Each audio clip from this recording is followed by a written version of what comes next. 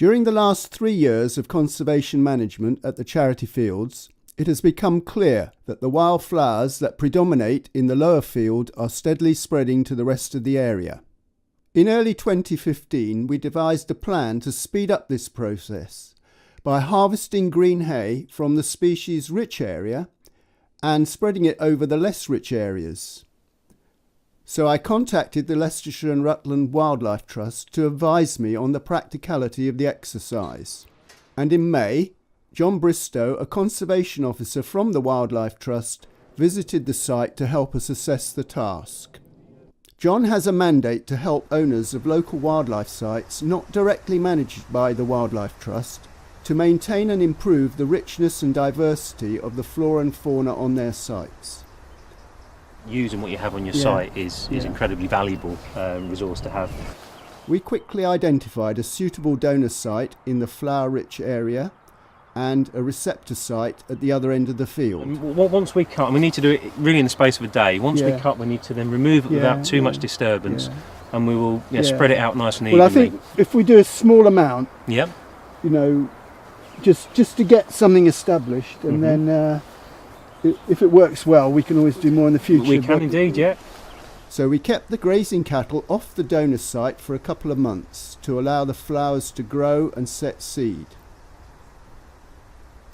In August, John returned with a power scythe to mow the donor site and to direct our team of volunteers in harvesting and distributing the crop of green hay. You can see different colours in the sward, it's quite species rich. We have some betony growing. We have some devil's bit scabious. Over here we've got some greater burnet, some knapweed. There's a few buttercups in here, and in terms of the grasses are quite species rich as well. So in comparison to where we're actually going to deposit this, there are many more plant species here, and the hope is that given the right aftercare, we should start to, improve the diversity of our receptor site.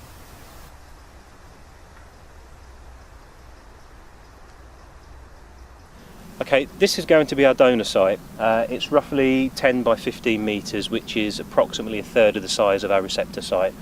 We're going to cut this with our power scythe, rake it up into bags, and then we're going to transport it over and then distribute it onto the receptor site.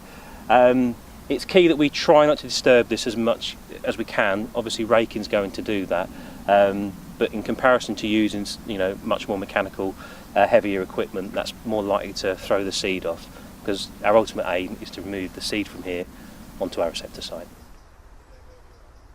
Our helpers were local people with links to the Barnes charity and an interest in its conservation work.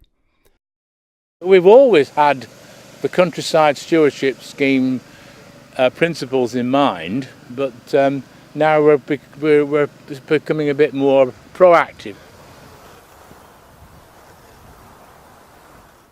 Our helpers carried out the entire process within a single morning, ensuring the most effective transfer of seed between the sites. The charity is confident that this exercise will benefit a wide range of wildlife on the site, as one of our volunteers, Jack Riggle, explains. So as well as the wildflowers, there's all those things which will benefit from that. So it's rebuilding the entire ecosystem at the very base. All the caterpillars and the butterflies and the moths will all expand from here. There's a lot of other wildlife on site which is worth helping. There's brown hares, and no doubt there'll be hedgehogs, loads of other mammals, I'm sure. So it's just rebuilding the entire ecosystem if you work on the wildflowers, I think. So that's the benefit of today.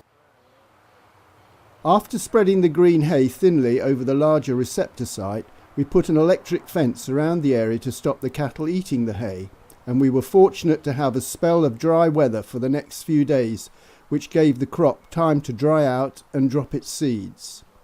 Prior to the exercise, a survey of the receptor site had been carried out to establish its initial floral diversity, and this will be repeated annually. Local A-level students will be given opportunities to help with the surveys, and an annual report will be published on the charity's website. Okay, John, what a successful day. Lovely weather and an exciting new venture for us. And how do you feel it's gone from the Trust's point of view? Oh, I think it's been an amazing day, actually. As you can see, we've been able to take our cut and effectively translocate it to this new receptor site. It's been excellent. We're going to keep an eye on this site. Yeah, aren't we? definitely. Yeah, we are. But we need to plot this really, and I think we need to monitor it in the future. Yeah. It's a very useful tool to show just how effective this can be as a form of management. Right, well, Dennis got some exciting stuff to report back to the November meeting. How's it been for you today? As a trust member, I'm pleased that we're doing some more on the ecology side, and this has been a good scheme to be part of. We'll continue to have as our priority the work with the students, but raising money for the students. Yes, but they're coming down now, and they're going to come down to an enriched field. Indeed they will, and members of the community as well, who you very kindly encouraged and taking various groups down, and it's been a great success, and this will be an enhancement to what we are already trying to achieve. Yeah, brilliant. I'm glad you've enjoyed it. Thank you.